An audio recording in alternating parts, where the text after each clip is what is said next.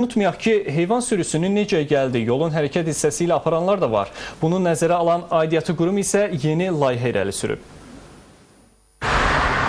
Bölgələrə gedərkən yəqin ki, magistral yollarda malqaraya hamı rast gəlir. Respublika yollarında xüsusi xəbər edici nişanlar olsa da buna məhəl qoymayan sürücülərimiz də az deyil.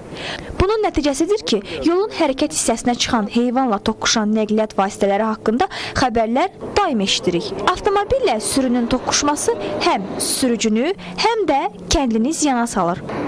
Bu təhlükəni aradan qaldırmaq üçün artıq Azəryol Servis Açıq Səhmdar Cəmiyyətinin mətbuat katibi Anar Nəcəfli müvafiq işlərə başlandığını bildirdi. Bakı-Şamaxı Yevlax avtomobil yolunun Bakı-Şamaxı hissəsində də orada işlər aparılır, yenidən qurma işləri həyata keçirilir. 2 hərəkət zolağından yol genişləndirilir, 4 hərəkət zolağına genişləndirilir və burada da 15 belə alt keçidin tikintisi nəzərdə tutulub və qeyd edim ki, o keçidlərdən bir neçəsi artıq hazırdır, digərlərinin inşası isə davam etdirilir. O cümlədən digər yollarımızda da, məsəl üçün Hacıqabul Kürdəmir hissəsində, Kürdəmir Ucar Yevlax Tərtər avtomobil yolunda, bundan başqa Ələt Astara İran dövlət sərhəddi avtomobil yolunda da həmin heyvanların keçməsi üçün alt keçidlərin tikintisi davam etdirilir.